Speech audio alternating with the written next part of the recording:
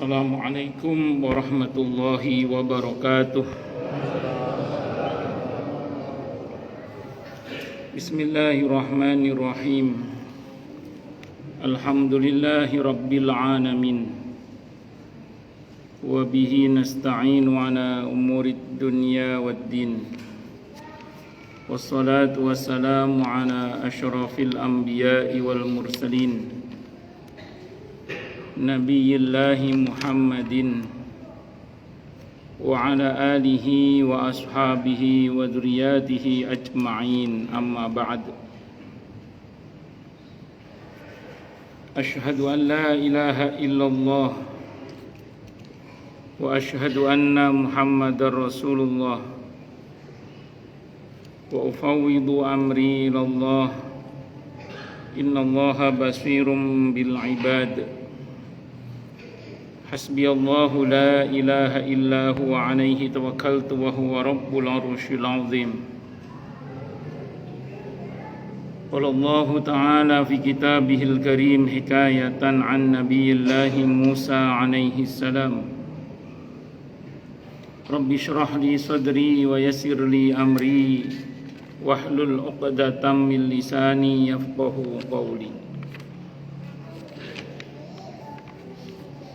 Para alim, para asatid, para asatidah, para sepuh, para bini sepuh, para tokoh masyarakat, hadirin hadirat sekalian, hafizoni wa hafizakumullah, bil khusus segenap pengurus Masjid Al-Manar, yang semoga pengurusnya dan jamaahnya selalu dalam naungan rahmat, barokah, perlindungan serta bimbingan Allah Subhanahu wa ta'ala. Amin, Allahumma amin, insyaallah. Allahumma inna nas'aluka ilman nafi'ah wa rizqan tayyibah wa amalan mutaqabbalah wa fatahallahu lana futuhal arifin. Allahumma inna na'udzubika min ilmin la yanfa' wa amalin la yurfa' wa qalbin la yakhsha' wa du'a ila yusma'. Allahumma ati anfusana taqwaha wa zakkiha anta khairu man zakkaha anta waliyuha wa maulaha.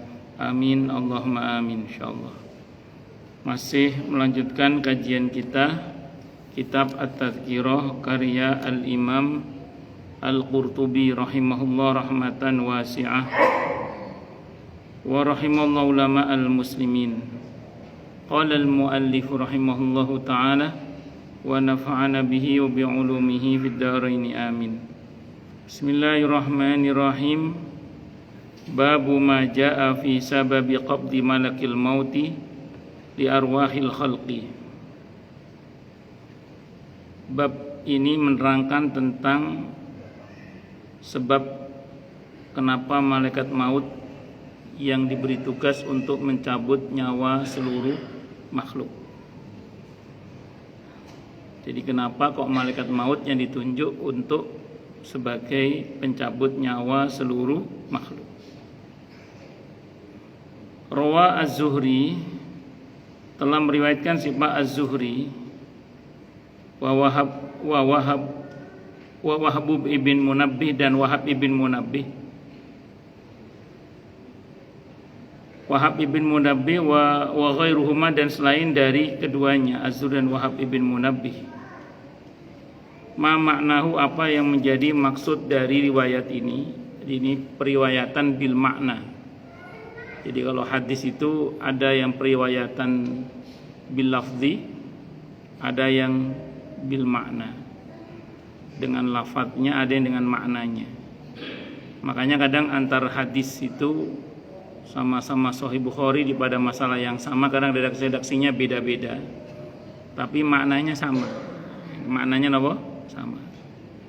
Redaksinya beda tapi maknanya sama, karena memang kebanyakan rawi itu meriwayatkan hadis itu bil makna. Ada juga mafhum riwayat.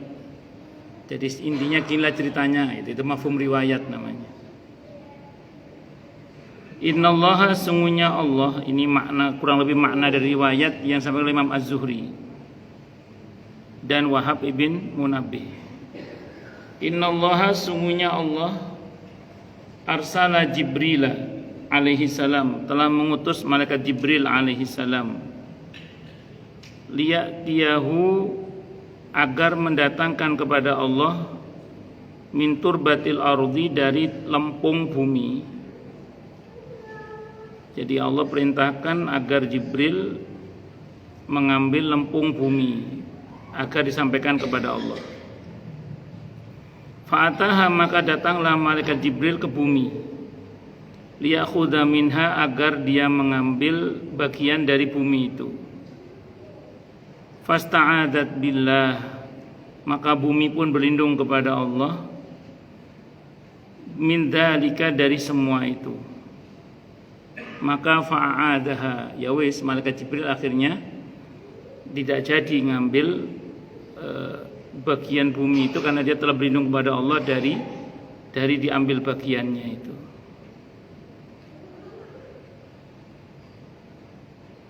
Fa'arsala Mikail, maka Allah mengutus malaikat Mikail. Ini malaikat yang kalau Jibril bagian menyampaikan wahyu, kalau Mikail ini bagian membagi rizki. Sama, fasta'adat minhu, maka bumi pun berlindung kepada Allah dari malaikat Mikail ini. Ya wis fa'adaha, maka malaikat Mikail pun melindunginya, dalam arti tidak mengambil tanahnya. Faba'asa Izraila, maka Allah mengutus Izrail. Cuman untuk penamaan Izrail ini, kalau kata Imam Al-Qurtubi, ini Israiliyat. Jadi penamaan malaikat maut dengan nama Izrail itu kalau kata Imam Al-Qurtubi ini Israiliyat. Israiliyat ini di zaman Nabi sudah ada. Nabi mengambil sikap sederhana. La tusaddiquhum wa la tukadzibuhum. Jadi ada beberapa Bani Israel yang masuk Islam. Kayak Abdullah bin Salam itu dari Bani Israel masuk Islam. Seperti Sofiyah radhiyallahu anha itu Bani Israel tadinya masuk Islam dan keluarganya itu. Terus kemudian Ka'ab al-Akhbar itu dan beberapa yang lain-lainnya. Nah, itu ketika masuk Islam, cerita-cerita legenda Bani Israel itu kadang masih diceritakan. Jadi cerita-cerita legenda Bani Israel itu kadang masih diceritakan. Oleh Nabi disikapi, la tusaddiquhum, jangan kalian benarkan mereka dengan cerita-cerita legendanya itu. Wala tukadzibuhum, tapi juga jangan didustakan. Jadi jangan dipercaya tapi juga jangan didustakan. Strungono ae, ambil pelajarannya aja. Makanya beberapa ulama kita kayak Imam At-Tabari rahimahullah dalam tafsirnya, termasuk Ibnu Katsir dalam tafsirnya yang asli ya, kalau bukan yang sudah diringkas itu masih kadang mencantumkan kisah-kisah Israiliyat. Karena memang dalam Islam tidak apa-apa, cuman memang jangan dipercaya tapi juga jangan didustakan, ambil pelajarannya. Kadang oleh sebagian ulama itu dipakai untuk lebih mudah memahami konteks ayat misalnya. Nah, terus kemudian fasta'adat minhu, maka bumi ini berlindung kepada Allah dari malaikat maut ini. Falam yu'idha, maka malaikat maut tidak melindunginya, maksudnya gak direken. Fa akhadha minha, maka dia ambil bagian dari bumi itu. Faqala Rabbu, maka berfirman siapa Ar-Rabbu, Rabb Allah Ta'ala tabaraka wa ta'ala, ama ista'adat bi minka, bukannya bumi telah berlindung kepadaku darimu? Qala, maka berkata siapa malaikat maut tadi, na'am, nggih, betul. Qala, Allah berfirman, fahalla rahimtaha kama rahimaha sahibaka, kenapa engkau tidak membelas kasihani dia sebagaimana dua sahabatmu Jibril dan Mikail membelas kasihaninya. Qala, berkata siapa malaikat maut tadi, ya Rabbi, wahai Rabbku, ta'ataka aujabu alayya min rahmati iyaha, mentaatimu bagi saya itu lebih wajib, lebih utama, lebih wajib ya, daripada belas kasihan saya kepada dia itu. Jadi ini tega ceritanya. Kalau Allah Azza wa Jalla, maka Allah Azza wa Jalla berfirman, idhab fa anta malakul maut. Ya wis, kono berangkatlah, maka mulai sekarang kamu adalah malaikat maut. Sallatuka ala qabdi arwahihim, aku akan berikan kuasa kepadamu untuk mencabut arwah-arwah para makhluk. Fabaka, maka dia pun menangis. Faqala, maka Allah berfirman, ma yubkika, apa yang membuat kamu nangis? Kau nangis nopo? Faqala, maka berkata siapa malaikat maut, ya Rabbi, wahai Rabbku, innaka takhluqu min hada al-khalqa anbiya'a wa asfiya'a wa mursalin. Duh Allah, sesungguhnya engkau menciptakan dari tanah ini makhluk sekelas para nabi, orang-orang suci dan orang-orang utusan atau para rasul. Wa innaka lam takhluq khalqan akrahu ilaihim minal maut. Sementara engkau menciptakan makhluk dari tanah ini, tidak ada yang paling mereka benci melebihi dari kematian ini. Jadi mati itu paling mereka benci. Faida arafuni, kalau mereka mengetahui aku yang mencabut nyawa mereka, abghaduni, pastilah mereka marah kepadaku.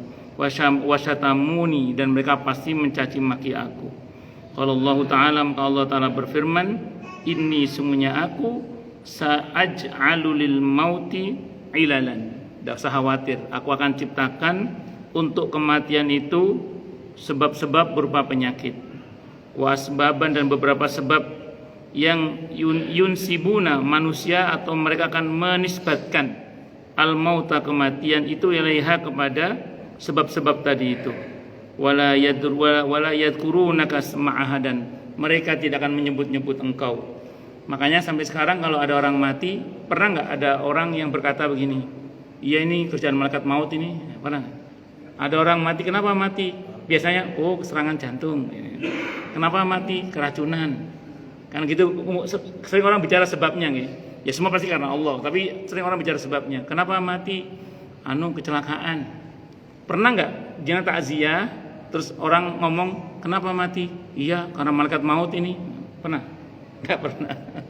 Berarti ini walaupun andekan pun ini mau dipersoalkan riwayatnya, maknanya sahih berarti ini. Karena sampai detik ini belum pernah tahu ada orang mati terus ngomong, iya ini karena ulah malaikat maut ini. Tidak ada. Tapi nanti kita terangkan insyaallah. Fa khalaqallahu al-auja'a wa sairul hutuf. Maka Allah pun menciptakan aneka macam penyakit dan aneka macam sebab-sebab kematian itu. Menarik, ini saya tidak berani mengatakan ini sebagai sebuah hadis. Karena di sini diberhentikan di Az-Zuhri dan Wahab ibn Munabbih. Walaupun ini riwayat bil makna ya. Tapi dua tokoh ini tentu bukan tokoh sembarangan. Anggaplah ini referensi kita dalam memahami teks berikutnya, karena nanti di berikutnya mengutip pernyataan Ibnu Abbas, di mana kita tahu kalau sahabat yang berkata dalam mazhab Hambali itu langsung jadi dalil. Kalau dalam mazhab Syafi'i, perkataan para sahabat walaupun jadi referensi utama di dalam memahami dalil, namun tidak serta-merta menjadi dalil kecuali terjadi ijma' di kalangan para sahabat. Nah, sependek yang saya baca sih tidak ada bantahan dalam kisah atau riwayat-riwayat ini. Nah, saya mau sampaikan dulu yang pertama berkaitan dengan malaikat maut itu intinya tega. Kan dua malaikat yang pertama tadi tidak tega. Kita jangan berkata begini ya, oh berarti dua malaikat tadi melanggar perintah Allah dong. Kan disuruh oleh Allah mengambil bagian tanah di bumi. Terus bumi berlindung kepada Allah dari dua malaikat itu, jangan sampai diambil bagiannya. Maka keduanya melindungi bumi itu tidak jadi diambil. Apa berarti dua malaikat durhaka kepada Allah? Pertama tidak mungkin, karena malaikat tidak mungkin durhaka. La ya'sunallaha. Jadi malaikat itu tidak akan durhaka kepada Allah. Satu dulu. Yang kedua, dalam hal ini malaikat itu tidak berani mengambil tindakan kepada makhluk yang makhluk itu berlindung kepada Allah.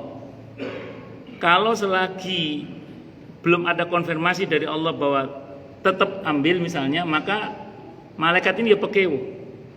Mungkin jangan mosok sih gitu. Saya mau cerita saja. Ini hadisnya Sahih Muslim. Berkaitan dengan ada 2 riwayat dalam Sahih Muslim itu tentang hari akhir itu. Dia cukup panjang hadisnya. Intinya gini. Nanti itu ada orang, kata Nabi Okamakal, diseret masuk ke neraka.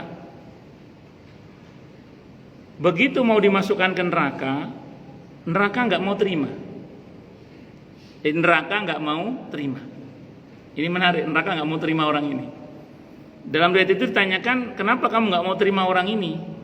Kata neraka apa? Orang ini pernah berlindung kepada Allah dari siksaku, dan doanya Allah kabulkan. Dan saya nggak mau terima orang ini kecuali Allah mengizinkan. Akhirnya dikonfirmasi kepada Allah, kata Allah bebaskan dia dari siksa api neraka. Gara-gara berdoa kepada Allah bebas dari siksa api neraka dan doanya dikabulkan oleh Allah. Maka dalam hadis riwayat Abi Dawud, kalau habis maghrib sebelum kita ngobrol dengan siapapun kita baca Allahumma inni as'alukal jannah, Allahumma ajirni minan nar 7 kali. Kalau subuh Allahumma ajirni minan nar 7 kali. Kapal Ustaz, Rabbana atina fid dunya hasanah wa fil akhirati hasanah wa qina adzabannar. Itu kalau nyangkut, satu aja nyangkut, diterima oleh Allah doa itu. Hadisnya Sahih Muslim, neraka enggak mau terima ya. Semoga kita termasuk di dalamnya ya. Amin insyaallah. Allahu akbar. Maksudnya bebas dari siksa neraka ini. Nah, terus kemudian di riwayat yang sama juga di Sahih Muslim itu ada orang yang ketika dia hendak dimasukkan ke dalam neraka itu dia berkata. Dan kita tahu saat itu orang tidak bisa berkata-kata, kalaupun berkata pasti diizinkan oleh Allah dan itu pasti perkataan yang benar. Karena prinsipnya la yatakallamuna illa man adinalahu rahman wa qala shawaba. Maka orang itu berkata, ya Allah, tidak begini yang usahakakan tentang dirimu. Kata Allah, Allah bertanya dan tentu Allah Maha tahu, ini hanya bahasa administrasi. Apa yang kamu sangkakan tentang diriku? Kata orang itu, selama ini hamba selalu bersangka baik tentang bahwa engkau adalah maha baik, maha kasih, maha sayang, maha pengampun. Pokoknya husnudzan dia, husnudzan sama Allah. Kata Allah, bebaskan dia dari siksa api neraka. Nah, ini masuk lingkup ayat surah Ali Imran 185 itu. Faman zuhziha 'anil nari wa udkhilal jannata faqad faz. Jadi memang nanti ada orang-orang itu yang sudah berada di bibir neraka istilahnya gitu. Wis meh nyemplung neraka gak sido. Gara-gara di antaranya itu tadi. Dia berlindung kepada Allah dari siksanya dan dikabulkan doanya itu dan selalu berbaik sangka kepada Allah Subhanahu wa taala. Maka siapa yang dijauhkan dari neraka dan dimasukkan ke dalam surga, faqad faz, kata Allah. Sungguh dia telah beruntung. Sukses menurut Allah masuk surga ini nggih. Masyaallah. Lanjut. Jadi hal seperti ini ya jadi malaikat tadi ya wajar kalau nggak berani ngambil tindakan karena bumi telah berlindung kepada Allah. Nah, itu seperti itu. Nah, itu nanti mirip nanti dengan kasusnya Nabi Adam alaihissalam itu. Ketika Nabi Adam alaihissalam, kenapa beliau kok mau ngikuti nasihatnya iblis yang telah berani bersumpah atas nama Allah itu? Sebagian para ulama menjelaskan itu Nabi Adam salah ijtihad beliau. Jadi bukan salah maksiat, karena Nabi Adam tidak punya niat durhaka dari awal. Nabi Adam cuma salah ijtihad. Di pikirannya Nabi Adam itu dianggap iblis itu sama dengan beliau. Tidak akan berani bohong atas nama Allah. Lah iblis gua plei, dia itu berani sumpah atas nama Allah. Nah, di pikirannya sama Nabi Adam dikira ini jujur. Kayak beliau tidak berani bohong atas nama Allah. Ternyata iblis tadi mau gua play ini, ternyata bohong dia itu. Nah, jadi beda. Makanya nanti antara iblis dengan Nabi Adam walaupun sama-sama dikeluarkan dari surga itu punya implikasi yang berbeda. Nabi Adam berujung pada diampuni, kalau iblis berujung kepada dilaknat. Kenapa? Karena memang pertama awalnya beda sudah. Nabi Adam tidak punya niat dari awal untuk sengaja berbuat salah. Sementara iblis itu dari awal itu memang sudah punya niat untuk tidak taat pada perintah Allah kalau dia disuruh untuk hormat kepada Nabi Adam alaihissalam. Wis kuno gak alih-alih tobat malah dememel kan, malah ngomel-ngomel kan. Ngancam-ngancam. Kalau Nabi Adam kan malah Rabbana dzalamna anfusana wa illam taghfir lana wa tarhamna lanakunanna minal khasirin itu. Itu seperti itu. Allahu Akbar. Nah, terus kemudian berbeda dengan dua malaikat yang utama tadi adalah malaikat maut. Malaikat maut ini wis bahkan berlindung kepada Allah. Opo ora pokoknya tugasku dari Allah suruh ngambil bagian dari tanahmu. Gak kok nangis gak nangis sak karepmu tak ambil blek wis tega tenanan. Makanya malaikat maut itu mau anak kecil, mau orang tua, mau orang muda, mau wae mati aja. Tidak peduli, itu malaikat mau cocok ini untuk dikasih tugas apa? Dikasih tugas untuk mencabut nyawa dan tidak bisa disuap. Tidak bisa disuap. Negosiasi nggak berlaku. Walikulli ummatin ajal fa idza jaa ajaluhum la yastakhiruna sa'atan wa la yastaqdimun. Al-A'raf ayat 34 itu. Jadi negosiasi kalau ajal sudah datang, malaikat mau sudah datang nggak berlaku. Tidak bisa dimajukan atau dimundurkan walaupun cuman sesaat. Dan di Al-Quran dicontohkan negosiasi itu di surah Al-Munafiqun ayat 10 itu. Ketika orang munafik akan dicabut nyawanya, dia negosiasi laula akhartani ila ajalin qarib fa asaddaqa wa akum minas solihin. Ya Allah, andaikan kematian saya ditunda sebentar saja, saya mau sedekah dan menjadi hambamu yang soleh. Tapi dari 11-nya dinyatakan kalau ajal sudah datang tidak akan diakhirkan walaupun cuman sesaat. Maka negosiasi tidak berlaku. Wae mati ngono ae wis. Itu kira-kira gitulah semboyannya malaikat maut. Waqad ruwiya hadzal khabaru, dan sungguh telah diriwayatkan khabar ini an Ibnu Abbas, dari Ibnu Abbas radhiyallahu anhu maqala, beliau berkata, rufi'at turbatu adamin min sittati aradin, diangkat atau diserahkan kepada Allah lempungnya Adam itu dari 7 lapis bumi. Wa aktsaruha minas sadisah, yang paling banyak diambil dari bumi lapis ke-6.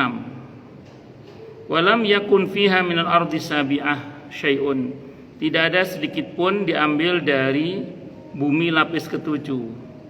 Li'anna fiha naru jahannama, karena lapis 7 itu isinya lava sudah itu. Jadi api jahanam, wis panas gampangane. Nar itu api, jahanam itu panas. Nah, pernah ada waktu saya masih di Surabaya saat itu, ada orang habis sholat subuh di Masjidil Haram. Ceritanya itu dia ditawari minum kopi, iskohwa, mau minum kopi apa? Dia mau minum kopi panas, nggak ngerti bahasa Arabnya panas, kan harun panas itu, dia nggak ngerti. Iskohwa, kopi apa? Kohwa jahannam, ngerti maksudnya? Maunya kopi panas, nggak ngerti bahasa Arabnya panas. Kohwa jahannam, maksudnya kopi panas. Iya, orang Indonesia kan dulu kreatif bahasa Arabnya. Kalau sekarang kita nggak usah tegang-tegang karena pedagang Arab sudah bisa bahasa Jawa, bisa bahasa Sunda, bisa bahasa Madura. Saya pas beli di toko-toko itu, mereka ngitungnya siji loro telu, apa? Wong Arab ngitung siji loro telu pisan. Qala, berkata siapa? Ibnu Abbas radhiyallahu anhu. Falamma ata malakul mauti biturbati qallahu rabbuh. Maka ketika datang siapa malaikat maut dengan membawa lempung bumi tadi untuk dihadapkan kepada Allah maksudnya, qala, berfirman lahu kepada malaikat maut siapa rabbuhu, Tuhannya, yaitu Allah. Amasta'adat biminka, bukannya bumi telah berlindung kepadaku darimu. Al hadis, cukup panjang hadisnya, bilafdihi dengan lafadznya, wa ma'na dan maknanya. Dzakarahu Al-Qutaibi, telah menyebutkan hadis itu siapa Imam Al-Qutaibi. Wa zada, dan beliau menambahkan faqalatil ardh, maka berkatalah bumi, ya Rabbi, wahai Rabbku. khalaqtas samawati falam tanqus minha syai'an. Ya Allah, Engkau telah menciptakan langit dan Engkau tidak falam tungkis, maka Engkau tidak mengurangi minha dari langit itu syai'an sedikit pun. Nah, sementara saya wa khalaqtani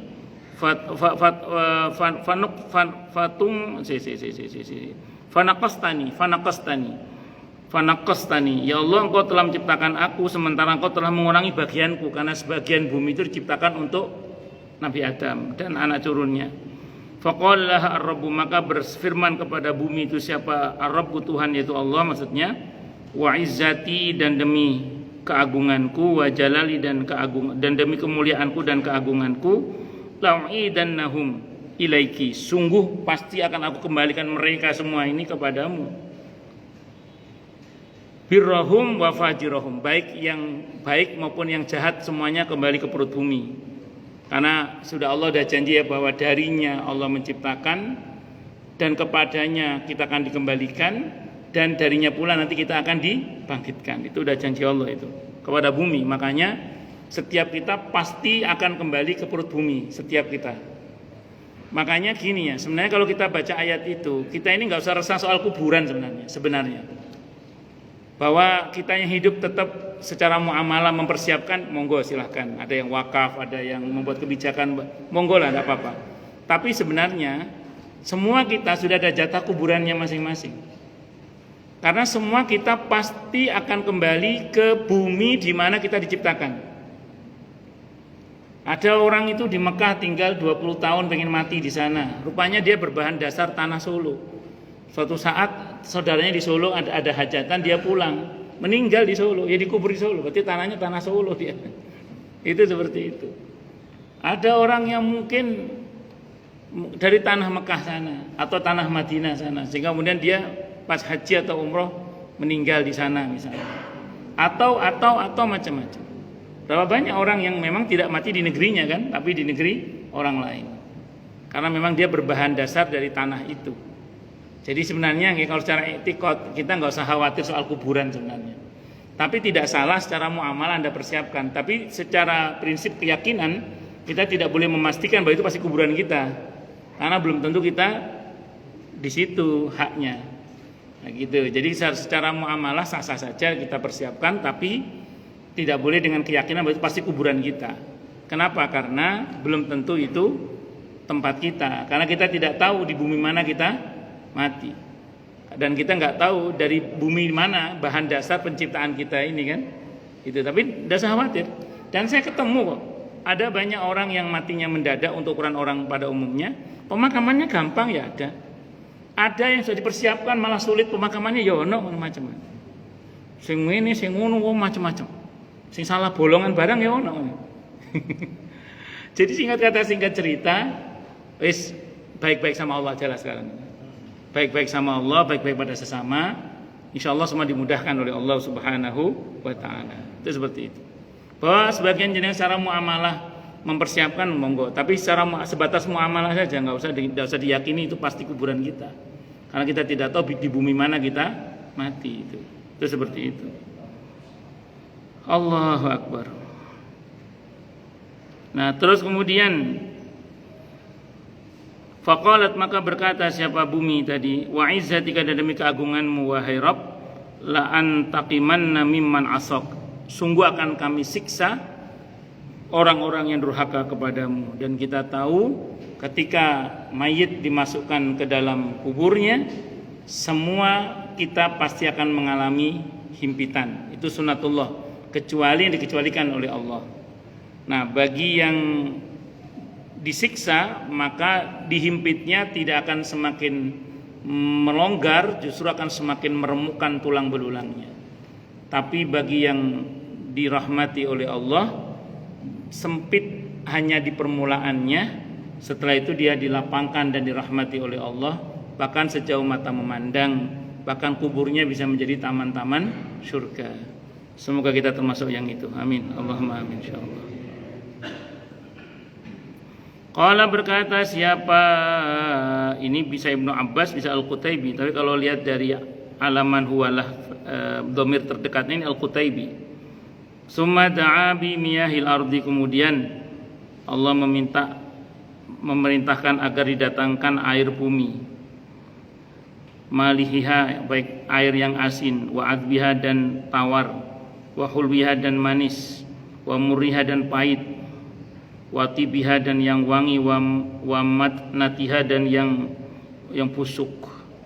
Fasaqa minhu turbata adama, maka Allah menuangkan air itu pada lempungnya Adam. Faqama yukhmiruhu, maka tegaklah berdiri, maka Allah menegakkan atau mendirikan fisiknya Nabi Adam dari lempung tadi itu dengan yukhmiruhu arba'ina sobahan, dan Allah membiarkannya selama kurang lebih 40 subuh. Ada yang mengatakan yukhmiruhu itu difermentasi dari kata khomer. Jadi setelah diciptakan Nabi Adam itu, setelah diadon dengan air itu dibiarkan difermentasi berarti ya. Dari kata khomer itu selama berapa? 40 sobah. Wah, tidak usah dibayangkan ya, pokoknya di imani saja. Wa qala akhurun, sebagian, dan berkata yang lain, arba'ina sanatan, yaitu 40 tahun. Lam yukhfah fihi ar-ruh, dalam keadaan tidak ditiupkan ruh ke dalamnya. Tapi ini lempung yang sudah campur air yang sudah berbentuk manusia ya, Itu dibiarkan selama 40 subuh atau 40 tahun. Fakanatil malaikatu, maka adalah para malaikat tamurru lewat bihi, ketemu dengan fisiknya Nabi Adam yang belum ada ruhnya itu. Fayaqifuna yanzuruna ilaihi, maka mereka pun berhenti dan melihat-lihat fisiknya Nabi Adam tadi itu. Wa yaqulu, dan dia berkata, wa yaqulu ba'dun, dan berkata sebagian para malaikat itu, libatin pada sebagian yang lain, inna rabbana, sungguhnya Tuhan kami Allah, lam yakhluq khalqan, tidaklah menciptakan makhluk, ahsana, yang lebih baik, min hadza, daripada ini. Wah, ini jan apik tenanan iki. Karena memang manusia itu diciptakan oleh Allah fi ahsani taqwim. Wa innahu khalaqa li amrin kainin, dan sungguhnya Allah menciptakan makhluk ini dikarenakan ada urusan yang memang sudah Allah ciptakan ya, di mana kita tahu sebelumnya Allah memberitahu malaikat bahwa Allah akan inni ja'ilun fil ardi khalifah. Jadi memang Allah berencana hendak menjadikan di muka bumi ini khalifah. Maka kita ini sebagai manusia tinggal di bumi ini punya dua peran penting. Yang pertama sebagai hamba yang harus menghamba kepada Allah, yang harus menghamba hanya kepada Allah. Wa ma khalaqtul jinna wal insa illa liya'budun. Dan yang kedua, kita diperintah untuk menjadi khalifah di muka bumi ini. Inni ja'ilun fil ardi khalifah, yang memakmurkan bumi ini, bukan membuat kerusakan di muka bumi ini. Wa yamuru bihi iblis, dan lewat menemui fisiknya Nabi Adam yang belum ada ruhnya itu siapa? Iblis. Al-la'in, yang terlaknat. Fayatribuna biyadihi, maka dia memukul dengan tangannya alaihi, atas lempung tadi itu, lempungnya Nabi Adam itu. Fayasma'u lahu salsalatan, maka dia mendengar suara kayak dentuman itu, dung gitu kayak gitu. Wa huwa as-salsalatul fakhar, yaitu seperti suara dentumannya tembikar. Wah ya tuk gitu. Faqala iblis, maka berkata siapa iblis, in fuddila hadza alayya lam atihu, kalau sampai makhluk ini dimuliakan oleh Allah, dimuliakan oleh Allah, maka saya tidak akan mentaatinya. Jadi kalau sampai makhluk ini dimuliakan melebihi saya, maka saya tidak akan taati perintah itu. Wa in fuddiltu, tapi kalau aku yang dimuliakan, alai, atasnya, ahlaktuhu, akan saya hancurkan dia. Jadi dari awal iblis sudah dengki kepada Nabi Adam. Ini sederhananya gini, iblis ini tidak kuat diuji oleh Allah dengan junioritas. Kan iblis ini makhluk yang sudah mencapai tingkatan menjadi gurunya para malaikat. Dia masih diuji oleh Allah karena belum mati, walaupun dia sudah tinggal di surga. Jadi karena beliau belum mati, dia tetap diuji. Nah, diujinya dengan diciptakan makhluk hibrida baru namanya Adam. Nah, di sini dia nggak siap, nggak sanggup rupanya. Dan banyak orang yang tidak sanggup diuji dengan junioritas itu. Maka dalam Islam, dalam hadis Abi Dawud sebutkan bahwa tidaklah termasuk golonganku yang tua tidak menyayangi yang muda tidak menghormati yang lebih tua. Hada min tinin wa ana min nar. Ini dari tanah sementara aku dari api. Wis engko tak hancurkan bla bla bla sampai memang terbukti nanti Nabi Adam dimuliakan oleh Allah, diperintahkan seluruh malaikat termasuk iblis di dalamnya untuk sujud kepadanya. Tapi kemudian iblis menolak untuk sujud sampai cerita yang Anda sudah tahu semuanya lah. Saya kira ini bisa saya sampaikan, semoga bermanfaat. Monggo silakan yang mau tanya, protes, marah boleh silakan. Masalah itu masalah. Nggih, monggo Pak. Saya sedang mengikuti tentang adanya pola pikir yang dikatakan oleh Robert. Pertanyaannya, orang Islam sama yang bukan Islam yang bertanya ini orang non-Muslim, Kristiani juga. Yang masuk surga itu Islam atau Kristen? Gitu. Dijawab sama Robert. Karena dia nggak berpihak kan, Robert itu siapa yang mengaruh? Islam yang masuk surga. Bagaimana menurut Pak Ustaz? Kita satu sisi senang ya dapat berita banyak di Eropa itu dengan izin Allah, di luar negeri dengan izin Allah banyak orang yang akhirnya masuk Islam itu bisa babi AI itu apa artificial intelligence itu ya. Iya. Nah itu jadi asbab hidayah namanya. Ya saya senang dapat berita itu, saya senang. Cuman tetap harus diingat bahwa AI itu dia tetap adalah teknologi yang minus rasa ya, minus rasa. Yang kita khawatirkan ke depannya begini, orang merasa cukup belajar dari itu, tidak mau datang ke majelis ilmu, tidak mau belajar kepada manusia. Saya jauh sebelum ada rame-rame tentang AI ini, saya pernah ditanya oleh salah satu sarjana dari Inggris saat itu. Dia nanya ke saya gini, saat itu masih belum kayak sekarang ini, masih berapa tahun yang lalu, lama pokoknya. Dia ngomong gitu ke saya, Ustadz kalau suatu saat nanti hakimnya diganti komputer, dia bilang gitu. Dia nggak nyebut AI saat itu, dia nyebut apa namanya komputer, robot lah dia bilang gitu. Gimana Ustadz? Saya jawab nggak bisa. Kok nggak bisa? Kenapa Ustadz? Karena yang tidak dipunyai robot itu adalah rasa dukkah. Nah sementara dalam kasus peradilan hukum misalnya, itu rasa itu diperlukan. Karena di dalam Islam itu ada istilah al-adalah, adil yang hitam putih, tapi ada al-muqsid atau al-qistu, keadilan yang win-win solution. Dalam Islam itu ada juga. Nah, ini yang robot tidak punya, saya bilang. Robot tidak punya ini. Robot itu kan wis pokoknya hitam putih. Dia mungkin tidak akan mempertimbangkan apakah perlu dihukum untuk seorang nenek-nenek yang mencuri kakao di sebuah perkebunan yang super gede itu, atau yang ngambil kayu dan seterusnya itu. Itu AI tidak punya itu, karena dia nggak punya rasa itu. Nah, yang punya itu manusia. Nah, makanya saya ulang, monggo kalau mau belajar di situ untuk mempercepat melacak informasi, karena itu banyak dipakai oleh para mahasiswa sekarang mengerjakan tugas skripsi, tesis, bahkan tesis dan skripsi, tesis dan disertasi. Itu banyak yang ngambil dari situ. Tapi tetap jangan sampai kemudian kita lupa untuk membaca buku dan datang ke majelis ilmu dan bertanya kepada ahlinya. Bukan apa-apa, karena di situ ada keberkahannya insyaallah dan ada rasanya. Saya kira itu ngoten nggih, wallahu a'lam bishawab. Apa namanya, chat GPT apa namanya itu? Chat iya apa ya nah. Nggih. Satu lagi mungkin sebelum saya tutup. Sudah bunyi isya nggih, sampun. Oh sampun nggih, kita tutup dengan hamdalah. Alhamdulillahirabbil alamin. Semoga kajian kita bisa bermanfaat, mubarakah fi dini wa dunya wal akhirah untuk kita, keluarga kita dan seluruh umat Islam semuanya.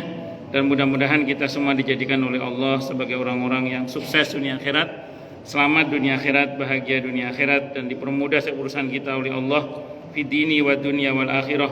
Semoga Allah limpahkan hidayah selalu untuk kita. Semoga Allah tingkatkan selalu hidayah untuk kita, dan semoga Allah berikan hidayah untuk siapapun yang melihat kita. Subhanakallahumma bihamdika asyhadu an la ilaha illa anta astaghfiruka wa atubu ilaik. Sallallahu alaihi Muhammad wa ala alihi washabihi wasallam. Saya mohon maaf. Assalamualaikum warahmatullahi wabarakatuh.